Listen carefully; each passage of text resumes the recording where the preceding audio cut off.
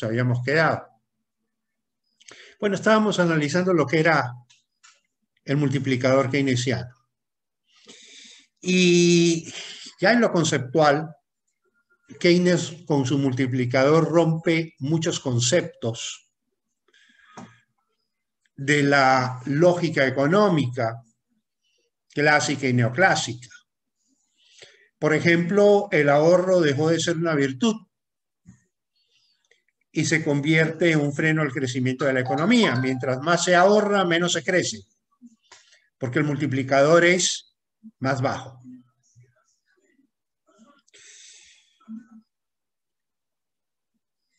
En el mismo sentido, el consumo se convierte en una virtud. Mientras más consumas, mayor es el multiplicador. Y aquí el consumo, no importa cuál sea, ni la calidad del consumo, ni la calidad del gasto, aquí lo importante es que hay que gastar para que la economía crezca. Entonces, esas categorías que, por ejemplo, con Tamara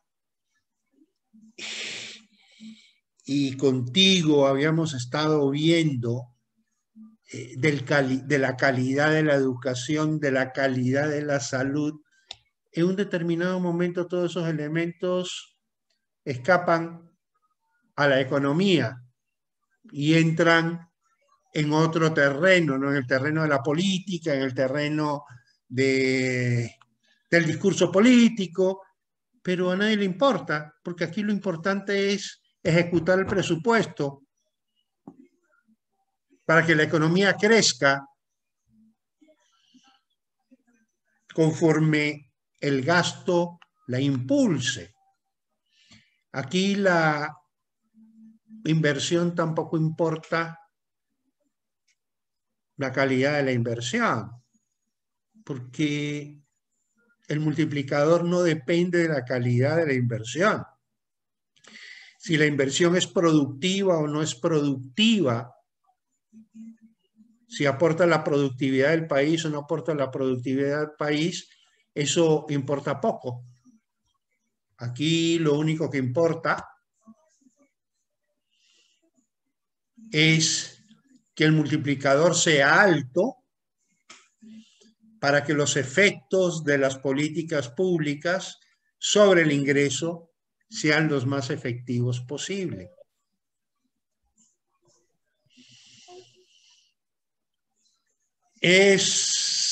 Parece chiste lo que estamos diciendo, pero no es chiste. Es lo que nos dice el multiplicador.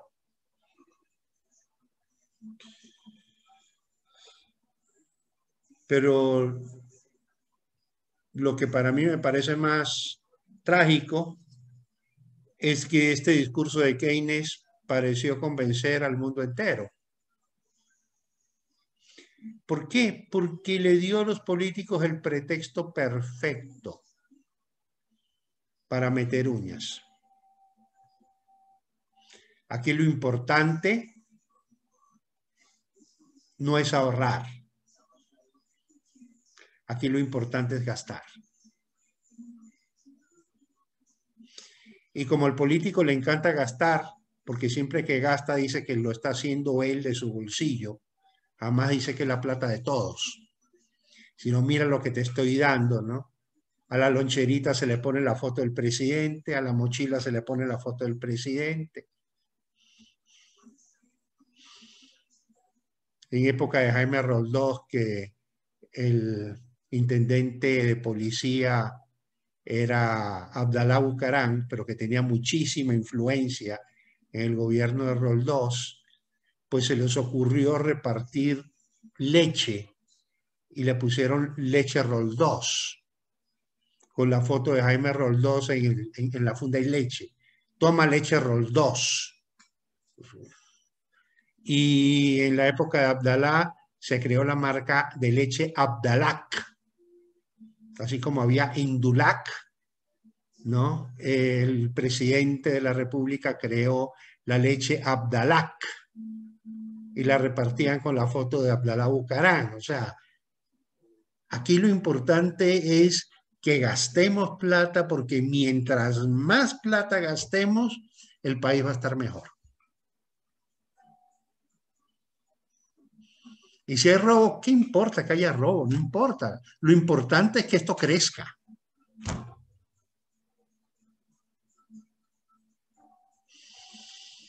Así que la mayoría de nuestros economistas son seguidores de este pensamiento. Cuando ustedes se los enseñaron, creo que nunca les dijeron lo que les estoy diciendo yo ahora, ni entraron al análisis de lo que les estoy diciendo ahora.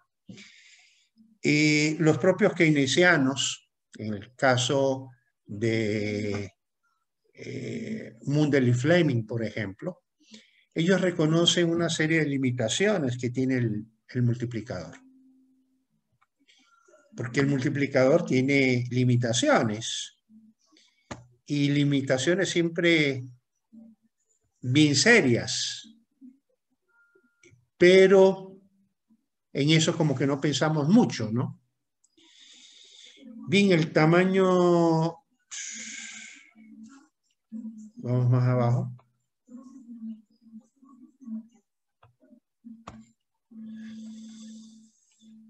El multiplicador está condicionado, y en el modelo de de Mundell y Fleming ustedes ven alguna de esas condicionantes. La primera que yo tengo acá no aparece en el modelo Mundell-Fleming de una forma muy clara. El modelo Mundell-Fleming nos dice que para que la política funcione, primero que nada hay que haber desempleo y capacidad ociosa.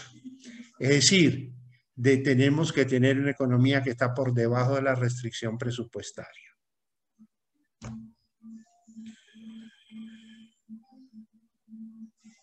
Y por lo tanto, los factores productivos disponibles estén técnicamente habilitados para producir. Pero aquí tenemos otro problema que los keynesianos no ven. Los procesos productivos en realidad constituyen cadenas.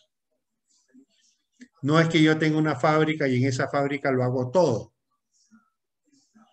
Responden a cadenas productivas. Entonces yo puedo tener capacidad instalada ociosa que pueda ser utilizado. Pero si dentro de la cadena de producción que abastece a esa planta hay pleno empleo, es decir, no hay capacidad para producir más insumos,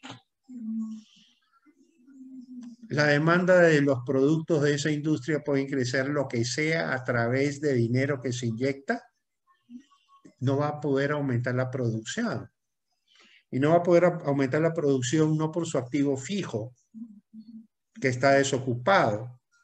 No va a poder aumentar la producción básicamente porque dentro de la cadena de abastecimiento va a tener más de un obstáculo que no la va a dejar operar. En el supuesto keynesiano de desocupación, de que exista desempleo y desocupación de la capacidad instalada, estamos asumiendo de que esa desocupación puede revertirse simplemente estimulando la demanda. En la práctica no es así. En una economía abierta, además, debe cumplirse lo que llamamos el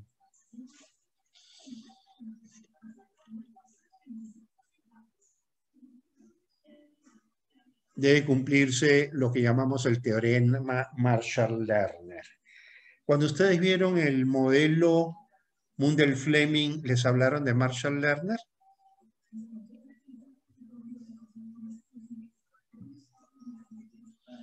Creo que no. Hay profesores que lo hacen, hay profesores que no lo hacen. Y es fundamental. ¿Qué nos dice el teorema Marshall-Lerner? Que para que la política, especialmente cambiaria, funcione, la elasticidad de las exportaciones con respecto al tipo de cambio, más la elasticidad de las importaciones con respecto al tipo de cambio, tiene que ser mayor que 1. De lo contrario, la política cambiaria no funciona. Sea una política cambiaria directa, hablando de un tipo de cambio fijo, o sea una política cambiaria indirecta, hablando de tipo de cambio variable. Y el último componente, que ese creo que soy yo el único loco del que habla, pero porque muchos de los economistas están un poco atrasados en ponerse al día con el mundo real, se refiere a la tasa de interés. Cuando a ustedes les enseñaron el modelo Mundell-Fleming, ¿qué les dijeron? ¿Cómo era la tasa de interés? ¿Cómo se determinaba la tasa de interés? ¿Se acuerdan?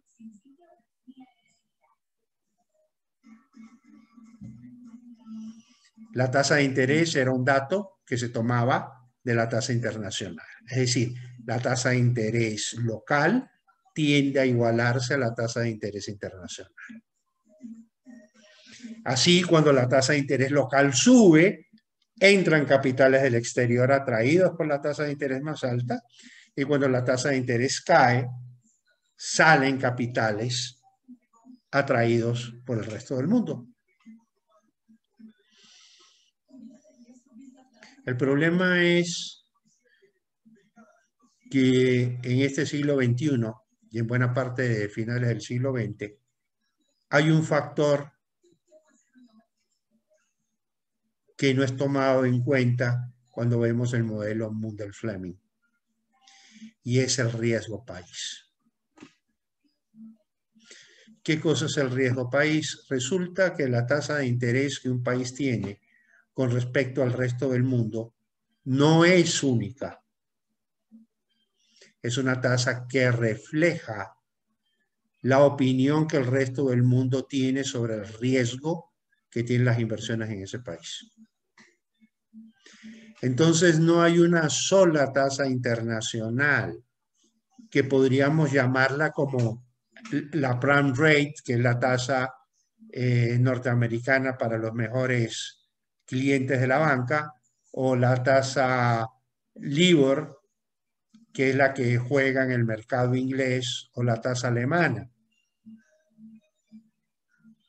De hecho, la tasa de interés a la que se le presta a cada país depende de lo que se llama el riesgo país. En el caso de Ecuador, el riesgo país está por los 700 puntos. ¿Qué significa eso? Significa que sobre la tasa de interés internacional, sea la prime, sea la LIBOR, sea la alemana, sobre la tasa esa se cobra una sobretasa, que es la que compensa los riesgos que el inversionista o el prestamista va a correr llevando sus capitales a ese país. ¿Qué ocurre cuando nos ponemos a hacer política cambiaria, cuando nos ponemos a hacer política fiscal, cuando nos ponemos a hacer política monetaria? Que se supone que va a crear las condiciones para que fluya recursos de afuera hacia adentro, con un riesgo como el Ecuador, que está por 700 puntos. Cuando Chile está en 130, Panamá está en 120, Colombia está en 160, nosotros estamos por arriba de 700, y eso que bajamos, porque llegamos a 1.200 puntos. ¿Qué política va a funcionar así? Entonces, bajo el supuesto de que el dichoso multiplicador es lo que Keynes dice, al menos con las cifras del Ecuador no funciona. En una economía como la nuestra tiene tal cantidad de restricciones que generalmente no las medimos. Entonces el economista que está en el sector público no mide las restricciones. Lo que mide es vamos a hacer política económica y lo que se plantea es esto y lo que necesitamos hacer es esto y vamos. Y llevamos, ¿cuántos? 70 años de fracasos uno detrás de otro. Ojo, detrás de esto se conecta ¿qué? Las famosas teorías que sustentan las estrategias de desarrollo económico dadas por CEPAL. ¿Ok? El famoso desarrollo endógeno. Las economías deben de crecer endógenamente y para eso es importante el gasto público. La inversión ya no es tan importante, por eso nos cerramos a la inversión privada, externa. Porque de acuerdo a la teoría keynesiana, eso de que la economía crece gracias a la inversión, esa era la historia de los clásicos y los neoclásicos. No, no, no. La economía va a crecer por crecimiento del gasto público. Entonces veámonos en el ejemplo de Argentina de hoy, de Venezuela de hoy, o del Ecuador de los años 70, 80, o Chile de los años 60, 70,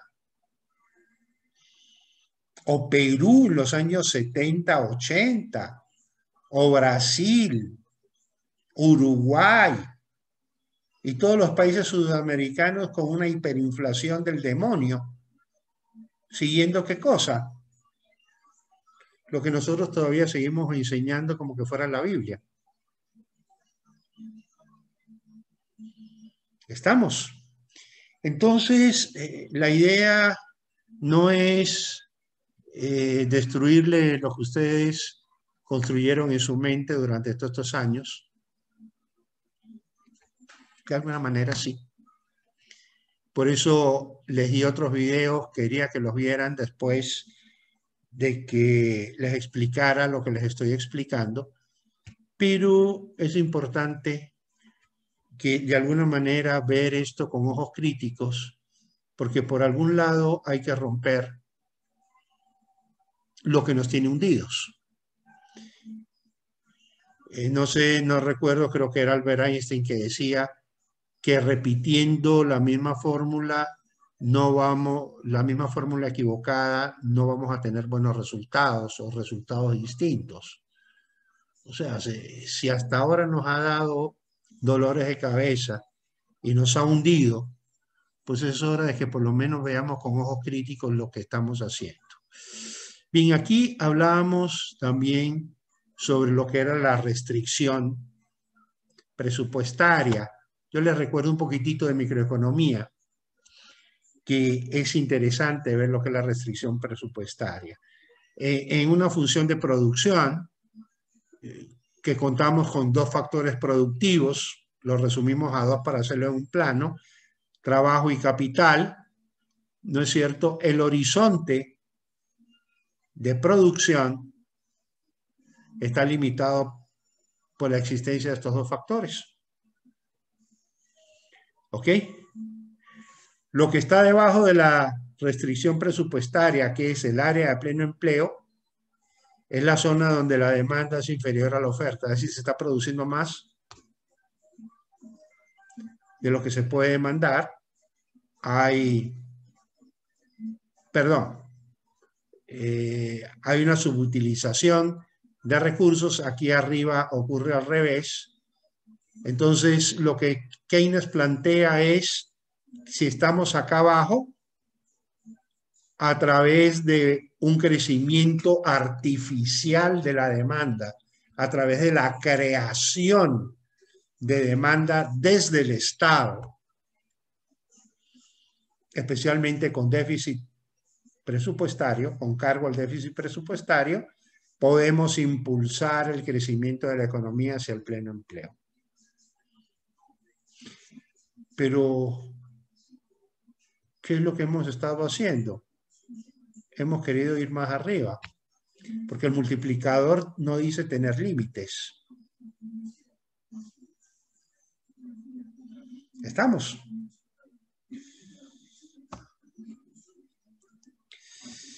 De la construcción formal del multiplicador keynesiano, podemos sacar dos interpretaciones.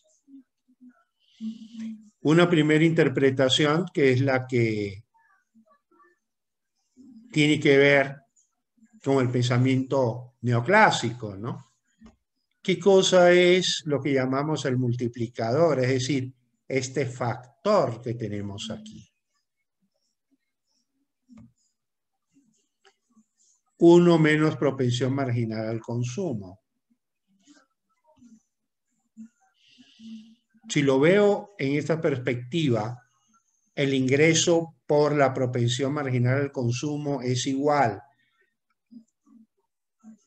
a la demanda distinta del consumo inducido. Lo que me está diciendo esto es algo muy simple. Volvamos al ejemplo que habíamos puesto. Si la propensión marginal al consumo es 0,8, 0,8 menos 1, ¿cuánto es? 0,2. Si el ingreso es 100, 0,2 por 100, ¿cuánto es? 20. ¿Qué cosa es 20? Lo que constituye la demanda autónoma. ¿Cuál es la diferencia? 80. ¿Qué cosa es 80? Lo que significa la demanda inducida. Parece algo como matemáticamente muy lógico, ¿no?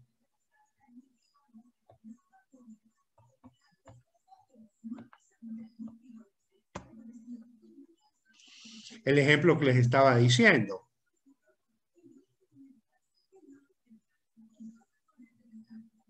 Si el ingreso es 100, la propensión marginal al ahorro es 0,2, la propensión marginal al consumo es 0,8. ¿Cuánto es la demanda autónoma? Pues es 100 multiplicado por 0,2, que es 20. En otras palabras, la demanda autónoma depende fundamentalmente del ahorro y el límite de la demanda autónoma es el ahorro. No se puede invertir ni el gobierno puede gastar más arriba del ahorro, porque todo lo demás se lo llevó el consumo. ¿Y la demanda agregada inducida cuánto será? Pues los 100 menos el ahorro, que es lo que se está gastando en la demanda autónoma, 80. A este mismo valor podemos llegar simplemente multiplicando la propensión marginal a consumir por el ingreso, 100 por 0,8, 80. Entonces, vamos a esa ecuación que veíamos primero. El PIB es igual al ahorro más la inversión. Y ese ahorro más la inversión va a ser igual al consumo más la inversión. ¿Cuánto va a ser la inversión? La inversión va a ser igual al ahorro. Si la propensión marginal al ahorro es 0,2, significa que de cada 100 voy a ahorrar 20 y esos 20 van a ir a lo que Keynes llama el gasto autónomo.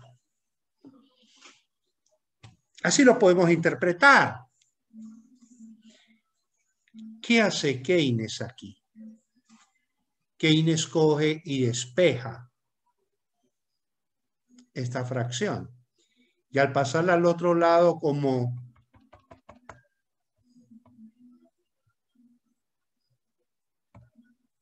otra cosa. Miren lo que sucede. Veámoslo. En esta primera expresión, ¿qué es lo que estoy diciendo? La demanda autónoma es igual al ingreso multiplicado por unos menos C. En otras palabras, la demanda autónoma es igual al ingreso multiplicado por el ahorro. Y de esa manera, el ahorro va a ser igual a la inversión más el gasto. Y esta figurita de consumo autónomo la voy a sacar. Y me queda clarísimo. El ingreso multiplicado por la propensión marginal al ahorro, es decir, el porcentaje que de cada dólar que crece el ingreso, ¿cuánto se va a ahorrar? ¿Se va a ahorrar 20? Ok, entonces el gasto autónomo va a ser igual al ingreso multiplicado por 0,2, que es lo que va a estar disponible para invertir y para gastar. ¿Cómo lo interpreta Keynes? Keynes lo interpreta al revés. Keynes le da una vueltacha a esto. ¿Y qué dice Keynes? Ojo, aquí estamos diciendo que el gasto autónomo es función ¿de qué? Es función de dos variables. Del ingreso y del ahorro. El ingreso y el ahorro determinan la inversión y el gasto. Y aquí es donde el modelo de Domar y Harold nos va a plantear la disyuntiva entre invertir o gastar. El trade-off, el costo de oportunidad. ¿Ok? Esta identidad la podemos usar para ver de cerca el modelo de Harold y Domar. Pero, ¿cuál diferencia hay entre esta y esta? Muy simple, simplemente esto está despejado. Pasa al otro lado, esto que está multiplicando, pasa al otro lado a dividir y aquí lo tenemos. Y entonces, ¿qué es lo que dice Keynes? Esto, que aquí lo veíamos como la fracción del ingreso que se dedica al gasto autónomo, aquí lo vemos como un multiplicador de la demanda autónoma que permite el ingreso. Entonces, si esto es 2, es decir, 1 sobre 0,5 es 2, ¿qué significa eso? Que el ingreso va a ser el doble del gasto autónomo. Si esto es 5, dado que la propensión marginal al consumo va a ser 0,8, esto es 5, ¿qué significa esto? Que el ingreso va a ser 5 veces el gasto. Entonces, ¿qué tengo que hacer para que el ingreso suba? Gastar más.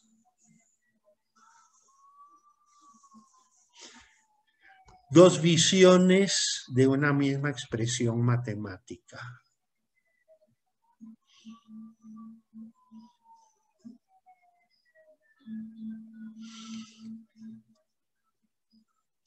En esta de acá arriba, todavía estoy hablando de los clásicos, aunque ya estoy usando un concepto keynesiano. Propensión marginal al consumo, propensión marginal al ahorro. Esto rompe con el otro concepto. ¿Cómo lo rompe? Invirtiendo la polaridad. Aquí el consumo, la inversión y el gasto, especialmente la inversión y el gasto, son función ¿de qué? Del ingreso y función de la propensión marginal al consumo, al ahorrar. ¿Cuánto tengo disponible para invertir? ¿Cuánto hay de ahorro? ¿De dónde sale el ahorro? Del porcentaje del ingreso que no se consume. ¿Cuánto puede el gobierno gastar? El límite también está dado por lo mismo. ¿Cuánto la familia no está consumiendo? El trade-off del que estuvimos hablando en Don María Harold, que lo vamos a dejar para mañana. ¿Ok? ¿Cuál es? La fuente de financiamiento de estos dos es lo mismo, el ahorro. Y si yo gasto el ahorro en gasto público, no puedo invertir. Y por lo tanto el PIB no va a crecer.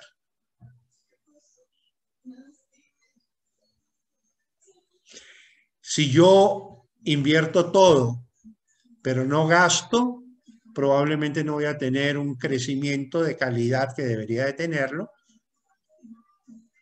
Y ahí entramos a lo que es educación. ¿Estamos? Entonces, aquí, en esta ecuación, la podemos ver desde la perspectiva de Don María Harold. ¿A ustedes cómo se la enseñaron? En la perspectiva de Keynes.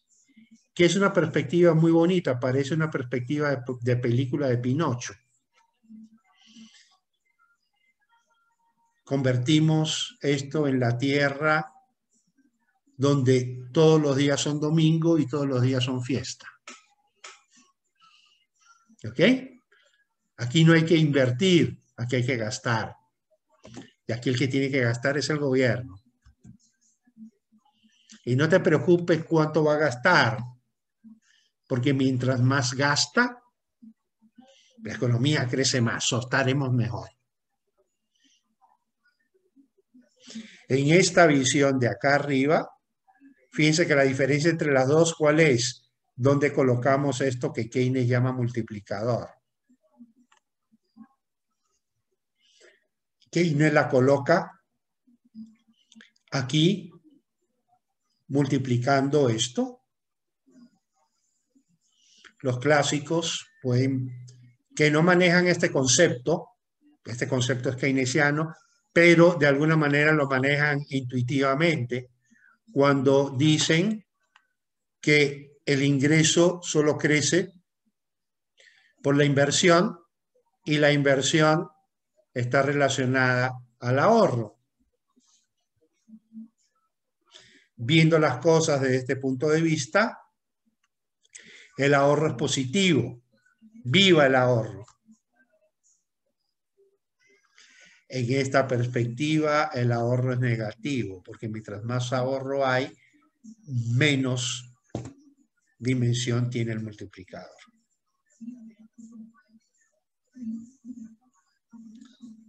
¿Ok? Fíjense cómo saltamos de un paradigma a otro. Cómo se nos cambia el cassette de pronto.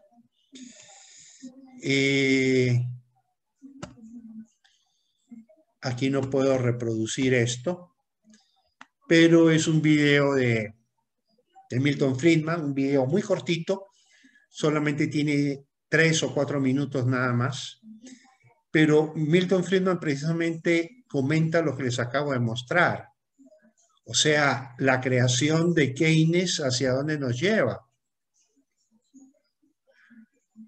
hacia la desracionalización de la economía. Lo que es bueno se vuelve malo. Lo que es malo se lo santifica.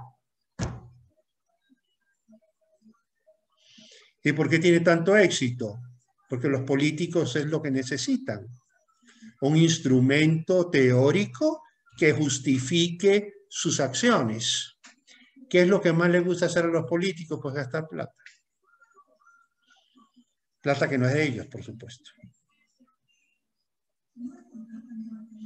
¿Estamos? Y entonces ahí a ustedes les enseñan la política de la expansión monetaria. ¿Se acuerdan? y también les hablaron de una política de expansión agresiva del gasto, ¿no? Y entonces la economía está en crisis, 2014. ¿Cuál era la recomendación? Hay que gastar para que salgamos de la recesión. ¿Y se gastó? Claro que se gastó. Que en vez de salir estamos más hundidos todavía porque gastamos hasta lo que no era nuestro. ¿Estamos?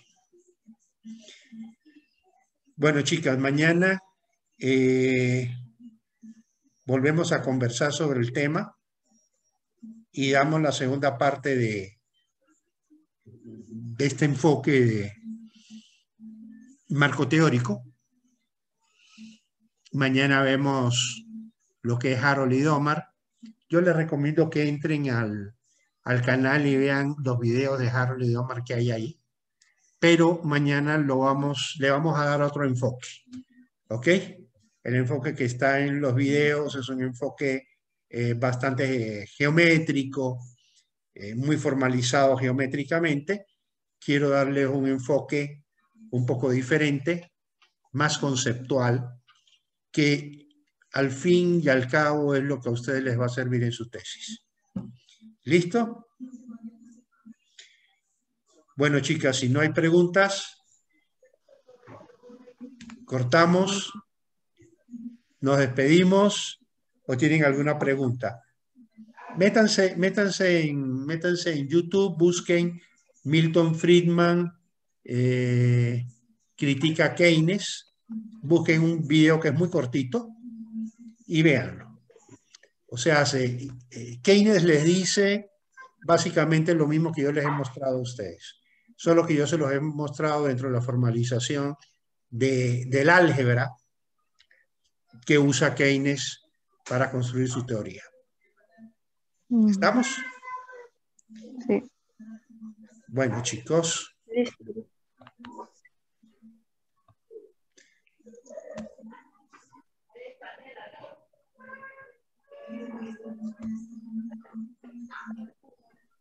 Entonces, mira quién se fue, mira quién se fue. Que a Melanie se le apagó la laptop. Se le apagó. Recién ahorita. No, ya acaba de entrar. Muchacha, ya estamos cerrando. ¿Ok? Mañana nos volvemos a ver. Espero que tengan ánimo. Y vemos ya la parte de Omar y Harold. Nunca se les olvide esas dos ecuaciones que son la misma. La única diferencia es dónde está ese multiplicador 1 menos propensión marginal a consumir. En el uno está multiplicando y en la otra está como